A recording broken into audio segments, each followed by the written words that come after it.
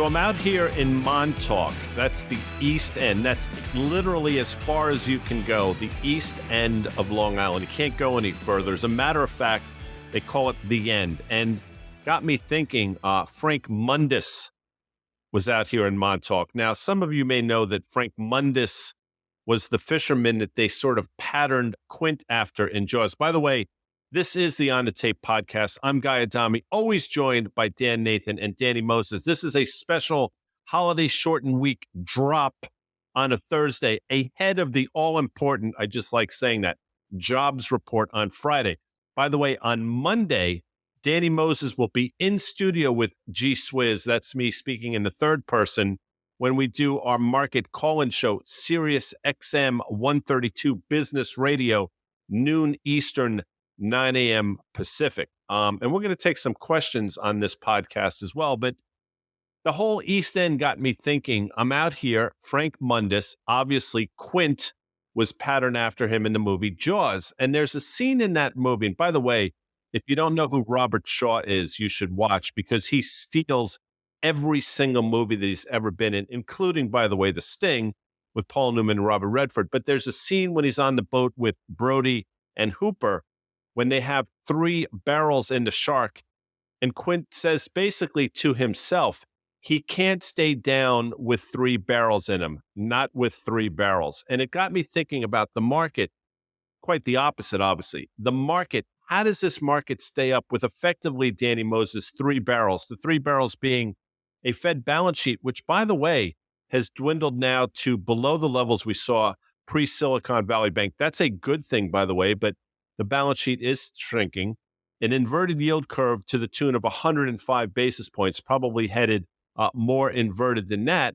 And obviously valuations that don't make a whole hell of a lot of sense in this environment. So this market has remained buoyant above the surface with the 3 barrels that Quint spoke about. And as I said, I'm a huge Robert Shaw fan. I think even Quint himself would be shaking his head at this market that we find ourselves in on this early July day. Hooper drives the boat, Chief. Although I will know that Quint was basically swallowed whole by the shark at the end. Not to be a spoiler from 1976. If you haven't seen it by now, you're never seeing it. But yes, he was literally bitten in half and swallowed, basically. Am I correct, Guy? Well, in the book, it's interesting. Peter Benchley's book came out in 74. And in the book, it was more of a Moby Dick type of thing. If you recall, at the end of Moby Dick, Ahab gets he caught up in all the lines from his harpoons that were in the white whale, and he gets sort of tangled up and he gets dragged down. That's how Jaws ended, but I guess they wanted something a bit more morose in the movie, so they had Quint, to your point, Danny, bitten in half. By the way, not that anybody cares at this point, but in the book, Hooper dies as well. Anyway, back to you. So if you think about it in those terms, right? I mean, obviously June, we said kind of at the start of June, because it didn't look like a correction was imminent, nothing. The Fed obviously was indicating pause at that point that it was going to be happening. And so that kind of followed through. The chase was on, right? The end of the second quarter chase.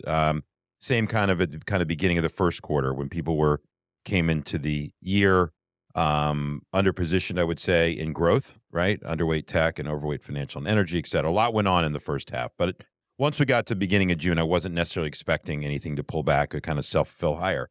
But other than the stock market being up, which is a key indicator for a lot of things. And housing.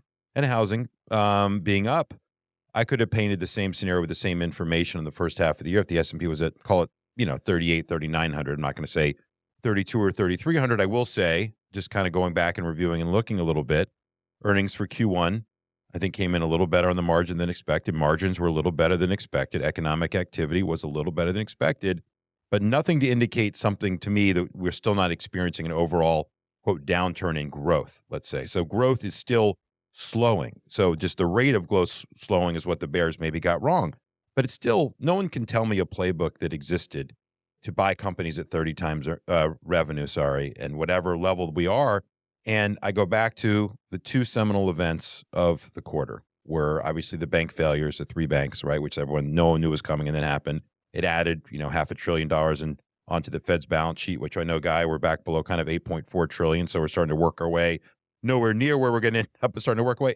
And then this debt limit, which became an obsession of people that had to learn on the fly on Investopedia what it actually meant. And what did we end up with after the debt limit was a suspension of the debt limit until January 2025. I talked about that ad nauseum 6 weeks ago, what that would mean. I mean, I was kind of being sarcastic at the time, but here you have guarantee of all deposits in the banking system, right? Implied, and a no debt limit. So that means that we can do programs to bail the next thing out. So part of it's a continuation of moral hazard and not worrying about valuation. I'm sorry, but I'll always be a bottom-up valuation person, and I'm always going to miss things like this, right, which they're not logical. What is logical is the supply and demand. X amount of liquidity trying to find a home. Okay, good on you, whatever. But there's other names I'd rather own than what's But it's funny. So that excess liquidity, where did it find itself in March, April, May, June? It found it right into the stock market and the growthiest stuff, pushing those valuations. Guy, you've said it again and again. Well, what did we see? We literally just saw multiple expansion. You know, Q1 earnings weren't as bad as expected. Q2 or Q1 GDP got revised higher to a 2%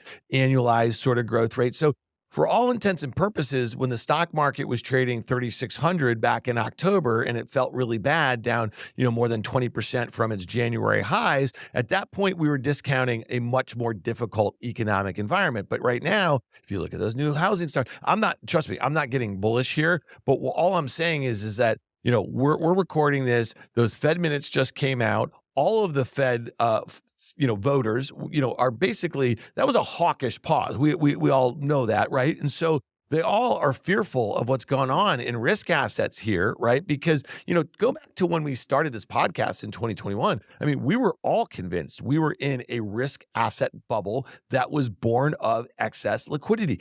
Feels like we're kind of in that space again. And we're here with Fed funds at 5.25 that is about to go higher, right? Well, 5 at the upper end of the band is 5.25, 5 to 5.25, right? So the upper end of the band is going to be 5.5%. The last time we had a Fed funds at 5.5%, you know when that was? Back in 2006 and 7. It doesn't make sense to me if the only way that the S&P is hovering around 4450 is because of multiple expansion, at a time where we are seeing slower growth. And we haven't even talked about what's happened globally, because what's gone on with inflation and growth in Europe and what's gone on with the easing that's going on in China, despite really growth that's not materializing. We got all of this rally started 6 months ago with China's about face on zero COVID. And everyone thought that was going to be this huge, huge tailwind for growth. So it's not materializing, but we have stocks and we have housing that don't make any sense given where I think inflation is going and where rates are right now. It's interesting. We spend a lot of time talking about the things that we've collectively gotten wrong. And I can speak for myself on this one. Obviously, the broader market, I would say, since late December, early January has confounded me. I think we're pretty honest about that. I think that's probably holds true for a lot of people. Individual names, without question, some of these high valuation, high growth names have gone much higher than I thought possible in this environment. So clearly, directionally on a lot of things wrong, without question. We've gotten some things right as well. And I don't want to spend a lot of time on this, but you mentioned the home builders, Dan, and I think a lot of people find themselves equally befuddled with the move in the home builders. But what we've been saying on this show for quite some time, I think correctly, is you can look at interest rates and you could say there's really no reason for the home builders to do what they've done. But then you look under the surface and the supply-demand imbalances have been there for quite some time. Quite frankly, they still are. And the names that we talk about, Pulte Homes, DHI, Toll Brothers, all those stocks are making new all-time highs, which is remarkable in this environment. But when you really look at it, it makes a lot of sense. So I think we've done a good job there. By the way, there's going to be a point where you definitely want to pull the ripcord on those things and probably go the other way. I just don't think we're there yet. I think another thing we've done a decent job is some of these big cap pharma names, which continue to grind higher. Eli Lilly had a little bit of difficulty earlier this year, but it got back on its horse on the back of a lot of fundamentals and a lot of really exciting stories. So I think that's still intact. In terms of energy, and I'm curious as to what Danny thinks about this, energy's been a little bit confusing the majority of this year. There have been times when it feels like the energy underlying stocks are getting back on their horse, other times when they feel like everybody's fleeing it. I think one of the things that hurt the energy sector the first half of the year was a rotation out into some of these big cap names. But I would submit, Danny, and I'm not saying I'm right, but I think the supply demand imbalances are still there. I think the valuations for a lot of these names are still pretty compelling. And I still think you're going to get a back half of this year where energy stocks surprise people to the upside. And I think that the supply demand, I agree with you, is, evened out here, obviously. I think that the market, the oil prices are trying to tell us that there's a slowdown going on in China, or it's not growing as much as we thought it was going to come out. So that's obviously part of it. I would separate the stocks themselves a little bit from the underlying commodity here. I mean, is that these were defensive names, as I mentioned, coming into the year, and people were overweight energy and banks coming into the start of the year. And I think it's going to take a little bit more to convince them to come out of some of these other names and come into energy. But that being said, Guy, I think that's a natural buyer of these stocks, is some type of rotation within the markets that I think will happen. And I think as we get through kind of second quarter earnings report, I think the energy companies are going to look decent again. I think it's very hard to handicap what's really going on in the black market in Russia. What's really going right? It's just very difficult to see what's happening with these OPEC plus production cuts. And then the slowdown in Europe. I mean, there's so many pieces of this that are hard to imagine. Now, the good part about I'm happy for people in Europe was that natural gas prices during the big months never accelerated like they could have. That would have been an absolute destruction. Forget about the stock market. It would have just been horrible for people. And those kind of ebbed, right, a little bit. Energy stocks I separate from the commodity. I think there's a level of the commodity, if you're comfortable, I'm making up a number here, $65 in oil. It is $66. Yeah, I think you can own these stocks. I don't think you're going to get hurt in them. They're just not sexy right now. I actually, you make a great point, Tanny, about what people were overweight and what expectations were for financials and for energy. It was like, everything that wasn't those two groups didn't work last year, right? And so when you think about, like how they've underperformed this year, I think you probably take a shot at crude oil first, holding those sorts of mid-60 levels. To your point, it feels like it really is discounting a whole heck of a lot. Guy, to your point on China, and when you think about what's materialized, what hasn't, look at like Letter X. This is U.S. Steel. Look at Alcoa. Look at FCX and copper. I mean, they're not screaming like China is that engine of growth. And I guess, but crude oil certainly does feel like it discounts a whole heck of a lot. So that one, it looks really interesting to me for the second half here. And I'll just say this, Guy, you started out by talking about the things that have really worked.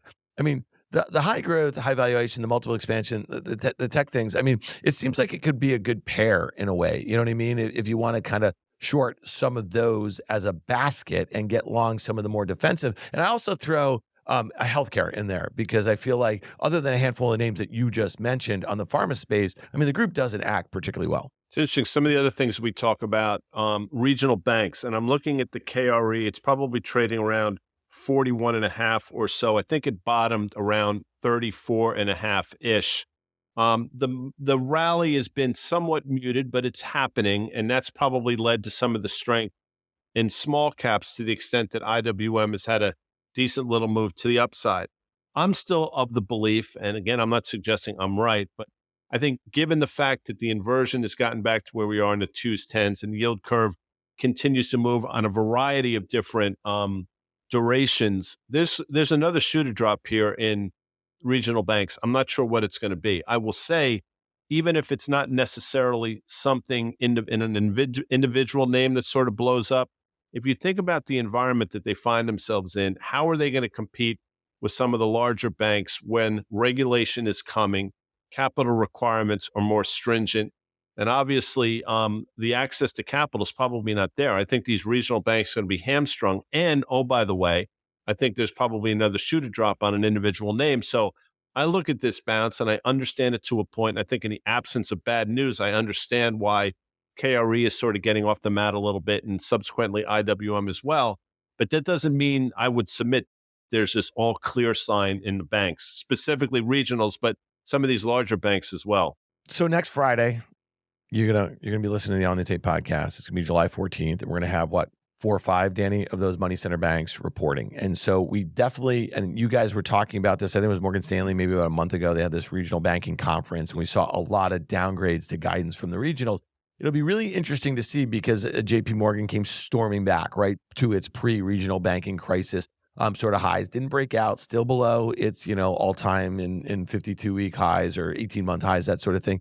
So it'll be interesting to see what expectations are, Guy. Your point about the KRE picking its head up a little bit, despite some of the larger names in that space already downgrading guidance for the current period. I don't think you're going to get a lot of visibility for the back half of the year. I don't think they're just going to do that. But it'll be interesting to see how some of the laggards in the large money centers act. We've been talking about Bank of America. We've been talking about Citigroup. They have better valuation support, but they don't act that well. You know what I mean? So, and maybe this has to do, Guy, with what the inversion is saying and the length of the inversion, that sort of thing. Maybe it has actually something you can extrapolate from what we're seeing from some of these more I guess, economically sensitive sort of groups like energy and materials and that sort of thing. So listen, it remains a really difficult environment. The only thing I think that, the S&P, if it was up 5% on the year, not 15% on the year, I think that we'd say that makes sense, after being down 22. And if you equal weight.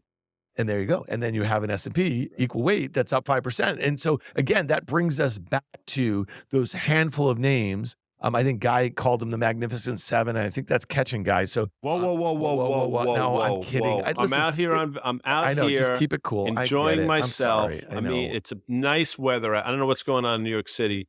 And, you know what? What's going on in New York City? It's like 100 freaking degrees and humid as hell, and there's no water around this, Guy, to jump into. So hopefully, Danny you Moses, hit the beach. were you a fan of the movie The Magnificent Seven? I want to say it came out in 1961. Don't never at saw me it. if I'm wrong. I never saw it. It was remade, though, wasn't it?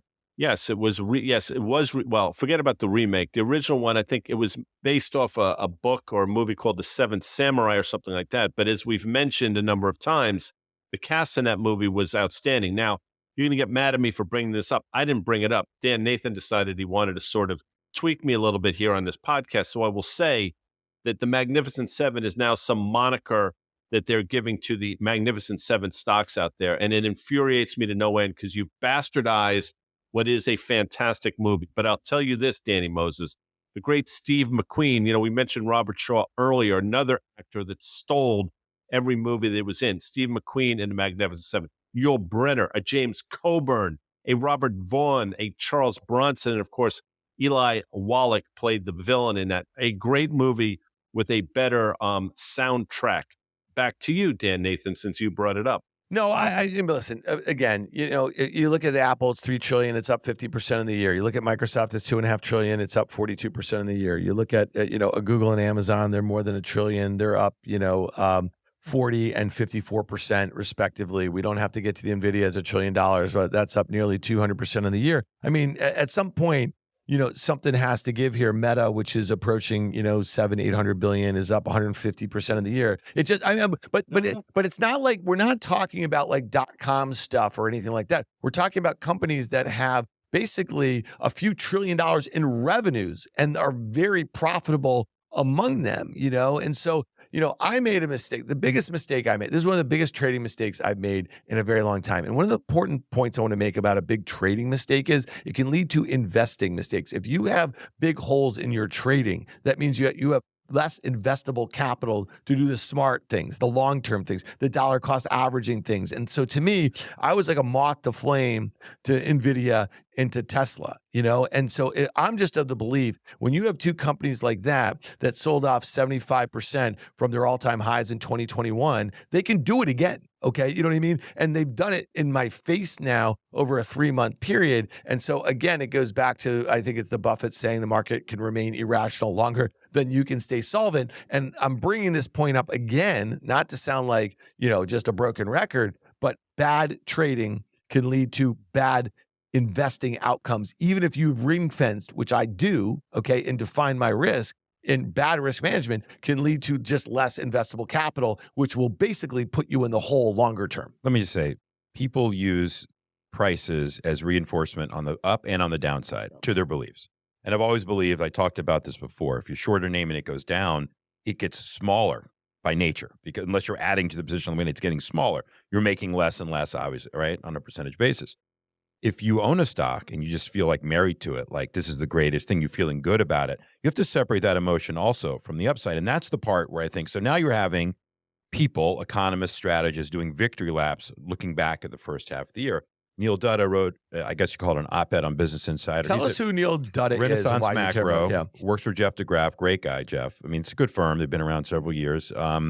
Neil actually worked for Rosie at Merrill Lynch years ago. And I don't remember what his stance was then and so forth. But, you come and you look back and you say, oh, all the recessionistas, as he called them, it was just noise, fear mongering and all this stuff. And I put it back to them. I say, okay, who came into the first half of the year and obviously said there's a lot of tumultuous things which were occurring. But is it just the market that makes you look back and say that the fear mongering, whatever was wrong? We were pointing out inversion of the yield curve to me, right? It's telling you something. And I've always said that fixed income is smarter than equity. It always has been. It always will be. The people that do more work in that area. As a matter of fact, in 2005 and 2006, the fixed income markets, not necessarily rates, although they came on later, were already showing you the stresses in the system that people in equity land decided to ignore because it's easy to ignore. But to go back and say that these things aren't happening, again, to go off of a cliff, no. But don't use the stock market level to go back and paint a picture that all these things we're tracking, which I think are crucial in the long run, we talk about poker and card speak, are going to matter. And so it's easy to go back and, oh yeah, I miss it. So now someone like Neil and he's a smart guy, is arguing that it's gonna make it even worse if you don't get in now, if you're still listening to them now. Well, to me, every day is a new underwriting opportunity on the overall market and then on individual stocks. And if you think that on an individual underwriting basis, whether it's the Magnificent Seven or other names which I've run, if you look at them empirically and just decide, all right, I'm not going to put all the noise. Are this something you want to rebuy? I mean, we'll talk. Tesla's in the news today. It's one of the 7, right? So let's talk about the orders. They delivered 20,000 more vehicles than people thought. Sequentially. We don't know. Now, that's 20,000 more on a 400 and something thousand, whatever. We don't know what the margins are. That's fine, whatever. But to move incrementally on a market cap like that, or to think that that's some genius It was plan up 8% right. the day So, after they again, I'm not really involved in it. I'm involved in a little bit, but not a lot. It's noise to me. But my point is this: I said this before on Nvidia when they had the incremental orders that happened in the following quarter. You move the market cap by what? It's a similar mindset of, oh, I knew it. Ask the question: why is production delivery? Why is moving higher delivery? Because it's the tax credit. That's great. So 96% of their sales were Model 3. Yeah. 96% of the sales were the 3s and the Ys, right? We know what happened. And this company, again, I'll do the Tesla part this time, Dan. So Go for it. Okay. Have at it. Is that it's always been supported by the tax credits. It's always been that part. And from the very beginning, everything they've done, selling these, all these emission credits, whatever it is, to all these companies globally, it's been a huge, good for them. They were early. They get credit for it, right? Market share is dropping, et cetera. I'm not even talking about Tesla specifically. Do what you want to do with Tesla. The psychology what of I'm saying that, is the psychology of yeah. it. And in a vacuum, when you see something like that come out, and all I'm telling people is I'm willing to miss all that. Forget about being shorted. I'm willing to miss things on the long side because when the music stops, when it finally does, and we've seen in the last few weeks, you've seen a little bits and pieces here where, it's been by the dip a little bit, obviously, in some of these names. Tell me where the downside is in some of these names as they kind of roll over, right? The NVIDIAs of the world. If the Tesla, where do you say, oh, well, that valuation, and that's the problem, and I will always have that problem. High points. And always have that. Anyway. Yeah. All right. So Q1, they delivered 440,000 cars. That was a disappointment. The margins were really bad. They were lower than 20%. And last year, the margins were 25.5%-ish or something like that. So Q2, the number that they just delivered, 466 on a sequential basis. I mean, that stock the next day after that report, because it was slightly better than expectations, gained more market cap than like GM and Ford combined. So like to your point, there's a mania going on. And again, listen, I'm not naked short the stock. I've said this again and again. But good money after bad as it relates to puts or the inverse ETF and all that sort of stuff. That's fine. That's bad risk management. That's bad trading. It's a great white shark. Whatever. Well, it kind of is. And you know what? Like we talk a lot about this stuff. And if I'm going to be the guy on CNBC's Fast Money or on our podcast or whatever, pointing out why I don't think it's as rosy as everyone says, then I have to have my money where my mouth is, okay? But it's been a bad trading thing. But understand how absolutely insane it is that this company has a $900 billion market cap. And I'm on lots of mailing lists of guys who are doing a lot of independent research, and they're talking about AI, and they're talking about the robots, and they're talking about full self-drive. It all seems like a cult. It all seems crazy to me. So to your point, Danny, you don't have to buy it. But when I'm talking about being bearish on it, I kind of have to put my money where my mouth is. And it's been really painful, Guy. Janet Yellen, she's on her way. She might be there now to China, which is interesting because she's obviously looking to, I want to say, ratchet down some of the rhetoric. Every day, another story comes out, seemingly. The latest one being the United States is looking to restrict China's access to cloud computing to protect advanced technology. I mean, this has been going on in a number of different areas for quite some time. Then, of course, the Chinese are going to retaliate in some way. I'm sure they're going to impose restrictions on metals used in commercial in advanced chip manufacturing. So we say something, the Chinese come back with more rhetoric. At a certain point, it no longer is rhetoric. Things start to happen. And I don't know, maybe it's me, Danny. Maybe I'm just looking at this and trying to read tea leaves that are just not there. But U.S.-China relations are as strained as they've been probably in decades, if not longer than that. And the fact that the market seemingly does not care is fascinating to me. And I mentioned this a couple of weeks ago on the Tape podcast, but I'll say it again. I want to say it's close to a month and a half or 2 months ago. NVIDIA made a point of saying how they were concerned about U.S.-China relations for obvious reasons. So this is not getting better anytime soon. I'm telling you, Blinken went over there. He said, we're making progress, but progress takes time. I agree. Now they're sending Janet Yellen over there. There's hope that there's some Biden-Xi summit at the end of this year. Maybe that happens. But nothing's going to come from this. And this tension that we're currently in the midst of, in my opinion, it's just going to get worse. And at a certain point, it has ramifications for the stock market.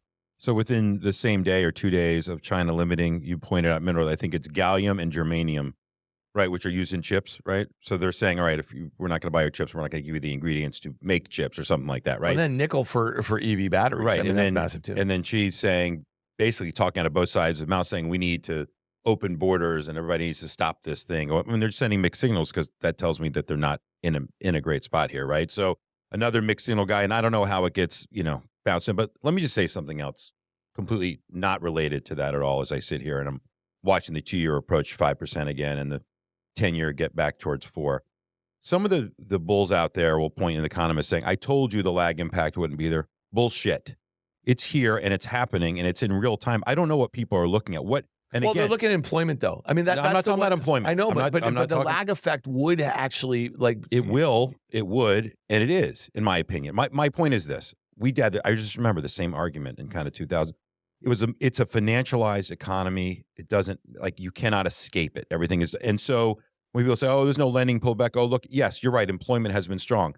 I go back to when we had Jim Bianco on here 6 weeks ago or something like that, and he made the comment, which still is sitting with me and resonating, that the recovery in this economy is different than anything you're going to see, right? Because the stay-at-home is somewhat permanent. All the things have changed, and you have to get used to kind of the new.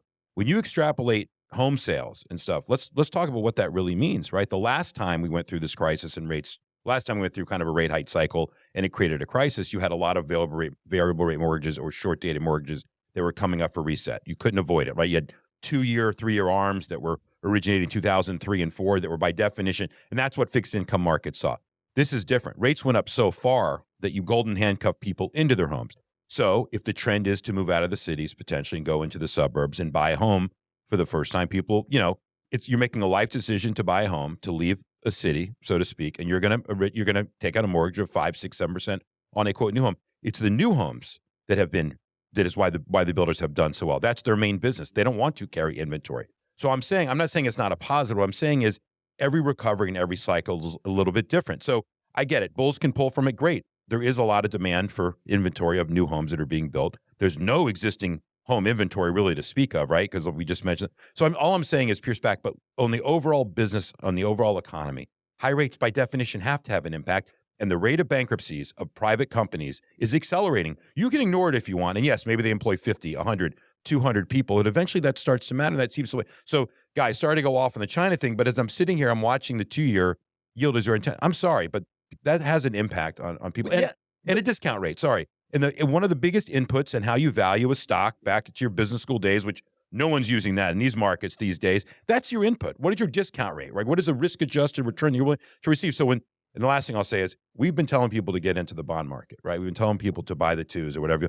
You're going to get a nice yield here that's been going on for quite some time. 2s. That was my call late 2021. Sorry, I went off on a tangent. One thing I think is different about this recovery, and I actually really enjoyed listening to that walk down memory lane, and I mean that, but I guess what's different is that the Fed's balance sheet doubled from the pre-COVID levels, right, to where it was just at its highs when they talked about, kind of quantitative tightening. And then just to your point, 20 minutes ago, you just mentioned that flood of liquidity that we saw in March. So Fed funds has gone to 5%. Inflation in that same period has gone from the CPI at its highs in 2022 from 9.1% to 4.1%. okay? And we still have a Fed balance sheet that's north of $8 trillion. So I listened to our good friends, your old partners, okay, Porter and Vinny on Ted Seide's podcast, Capital Allocators, and everyone should listen. That was a great conversation with those guys. They were talking about that there's corporate America's balance sheets are in great shape. You know what I mean? So when you think about that, I think it's an important point that you just make about private bankruptcies, and that's something that we've been tracking a little bit. And those are the ones that are further away, that the tightening cycle, okay, and what just happened in the regional banks and everything like that hurts them, right? But corporate America, the large publicly traded companies, they're well capitalized, like they're doing okay. And so, I mean, like, so to me, I guess that's maybe what's a little different right now. And so maybe that's one of the reasons why these lag effects are taking longer to take hold. And then we have this AI frenzy that has caused, people to just not give a shit, to your point about valuations and discount rates and all the like. And then if you think about the unemployment rate, why this is important with rates where they are, because the housing market is still on fire because of all these weird dynamics, going back to what Bianco's saying. So there is a way to explain this away right now a little bit, like some of the irrational valuation levels of housing prices and stock prices. It is. I don't make a big deal out of this, Danny, and we can sort of just quickly talk about this, but I think this UPS potential strike is going to be a bigger deal than people realize. It's 340,000 workers. Their contract expires, I want to say, on July 31st. Apparently, negotiations, the word they're using, collapsed. We'll see what happens. This would be the largest strike, if it were to happen, in the United States since 1959. So just keep an eye on that. That's something we'll obviously be watching here. Dan, the other thing I want to talk about quickly, I don't know how big a deal it is and what it necessarily means, but over the last couple of days, obviously Facebook is launching something called, I guess, what do they call it? Threads.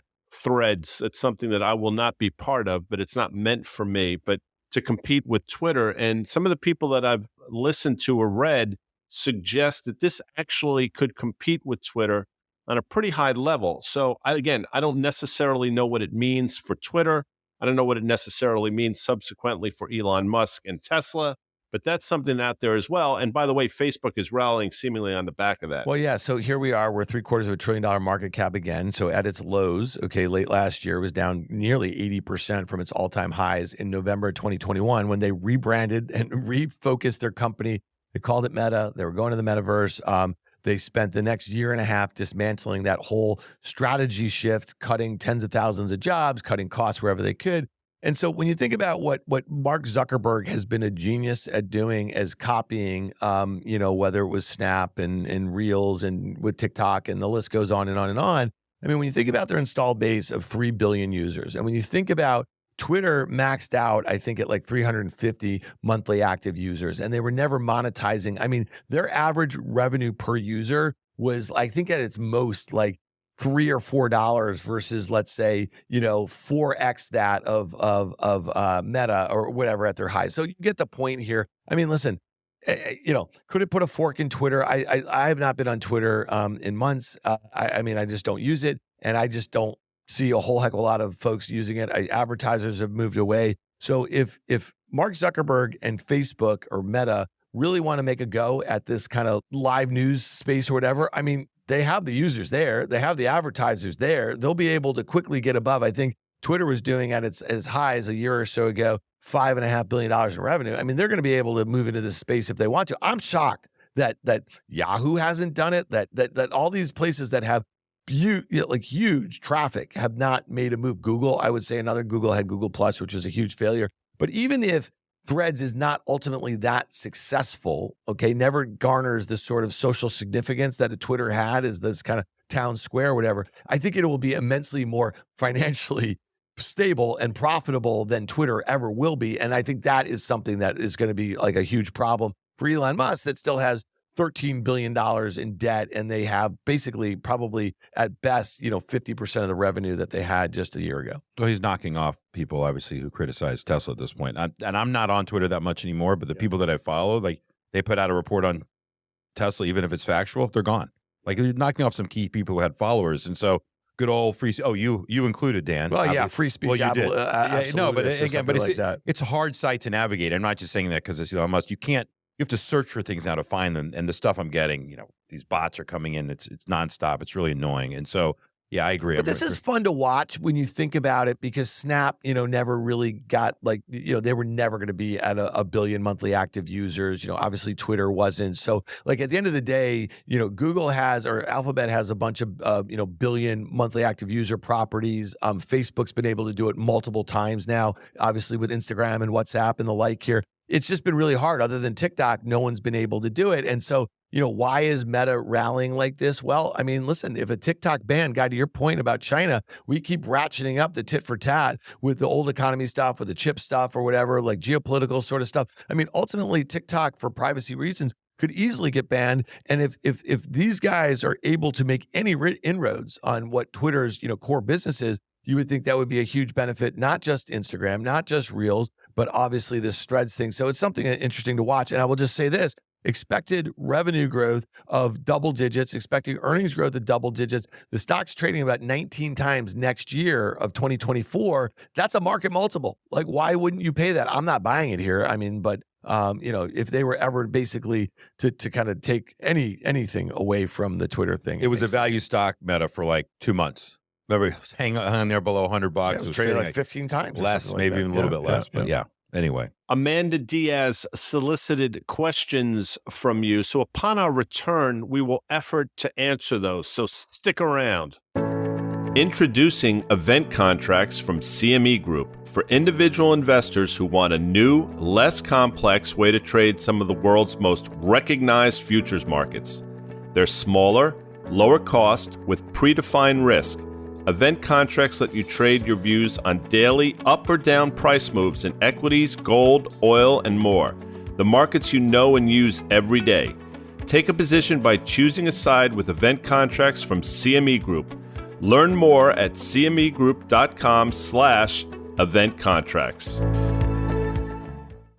iConnections is the world's largest capital introduction platform in the alternative investment industry. They bring the asset management community together through a membership platform that lets allocators and managers meet and connect both physically and virtually. Over 3,000 allocators and 600 managers are part of the iConnections community, overseeing nearly $48 trillion and $16 trillion in assets, respectively. iConnections first came to our attention in 2020 during the first wave of the pandemic. That's when their first event, Funds for Food, became the largest virtual cap intro event in history. To date, they've donated nearly $2.5 million to charities.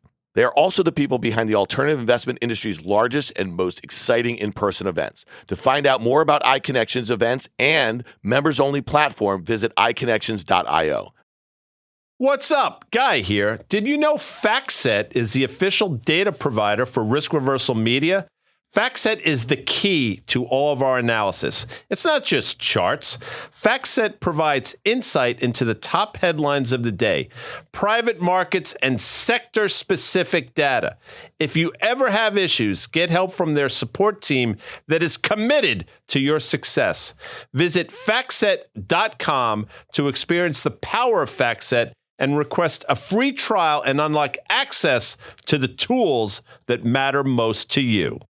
Hey, it's Dan here. Are you tired of struggling with your weight? I know I was. That's why I turned to Roe. They've developed a revolutionary medication approved by the FDA specifically for weight loss. It's paired with lifestyle coaching, so the weight comes off and stays off. I started with a free online visit and connected with a U.S. licensed healthcare professional. They prescribed the medication that's helped me drop 30 pounds in the last 4 months. And now Roe is offering a discount just for our listeners. To get our special offer, go to roe.co/tape. You'll pay just $99 for the first month and $145 per month thereafter. If prescribed, medication cost is separate.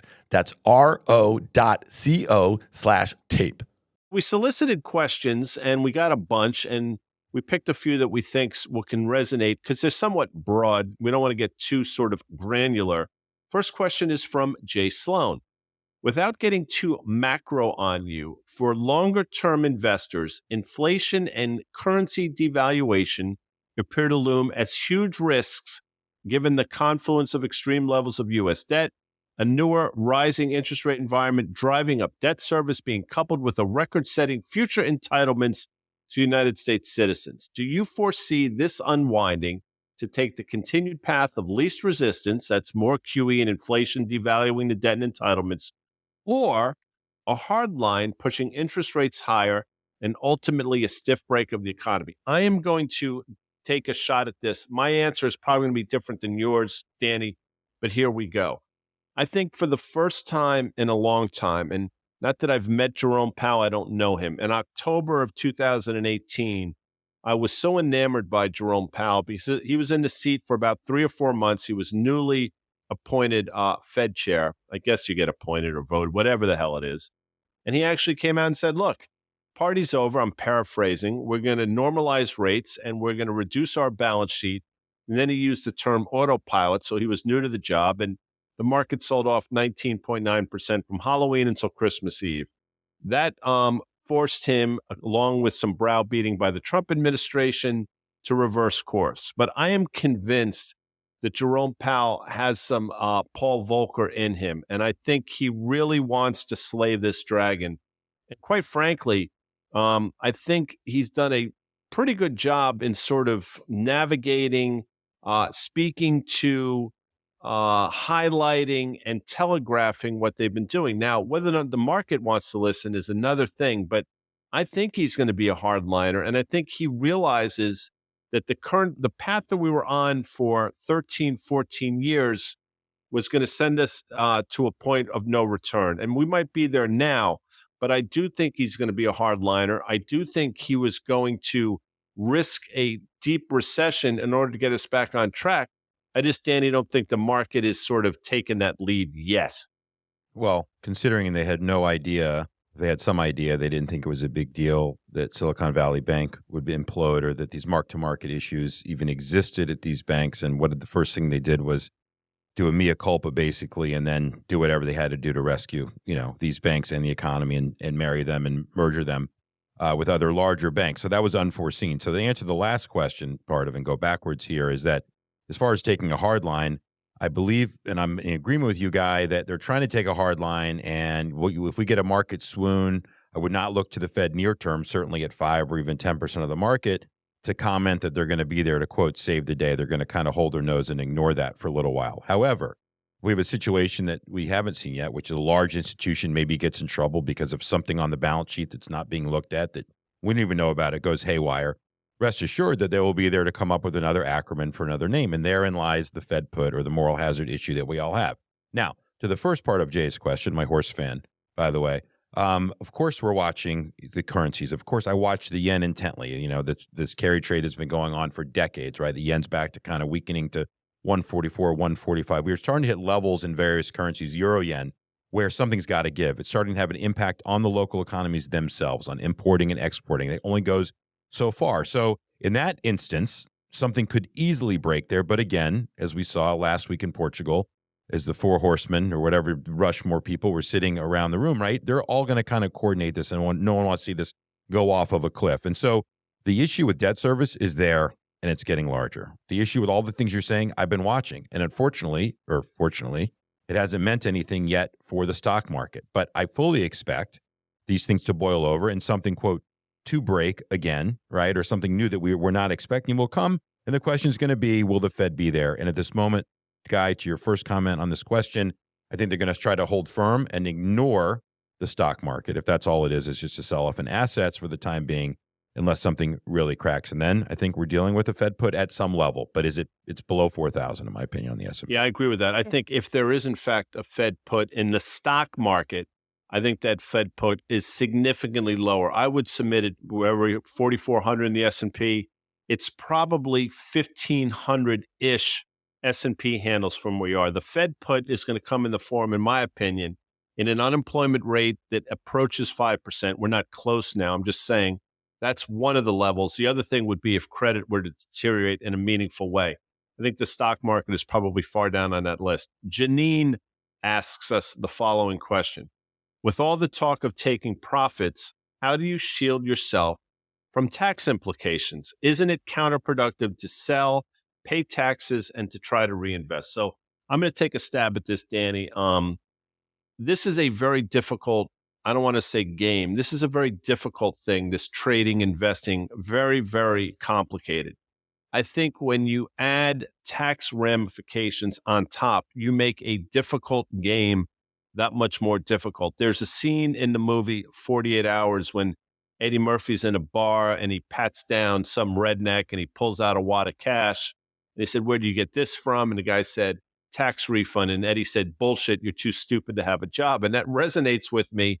And I bring it up because it's very hard to do what we're trying to do. And then when you throw on top of it tax ramifications and getting in, if you have to pay taxes on something, I've always said that that's sort of a high class problem to have. So if that's what your concern is, it almost, in my opinion, hamstrings you or paralyzes you from sometimes doing the right thing. There might be a stock where in your heart is probably just a screaming sale at current levels, but you don't want to do it because you're going to have to pay taxes on the gains. You know what?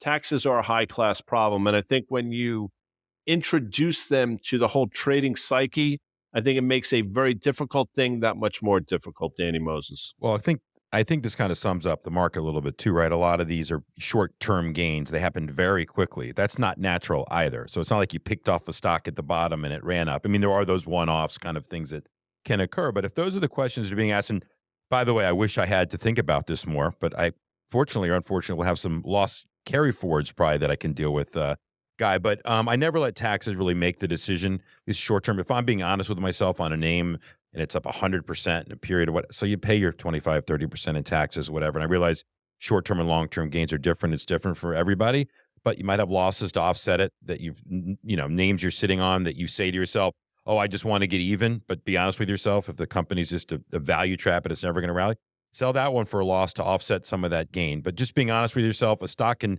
drop 50% and you'll ask yourself, well, I could have saved 20% of that 50 if I had sold it. So I don't let that be the driver, but I totally understand if you're going to try to, quote, get back in and time it. And I'm not going to, this is not financial advice. There's wash sale rules, obviously 30 days and things like that, right? We're not going to go into those type of strategies, but I never let taxes be an indication of how, I would behave in terms of investment. Right. And I appreciate you saying that. Neither one of us, the three of us, are financial advisors. We're not licensed to do it, and we don't pretend to be that. So obviously, you want to consult with those individuals. I'm just talking about it, just sort of the mental aspect of this and how it makes what we try to do that much more difficult. This is a question from Kashif. What do you think would happen if the market never corrects and you're still waiting for the correction down to 4,000 or so, but you never get it? Market continues to make new highs. Well, I guess there's a scenario where that could happen. The market could continue on its merry way. I would submit from my experience doing this, it's just, in my opinion, it's just a matter of time. And there's an inevitability to all this. I have been wrong in terms of it's not happening yet.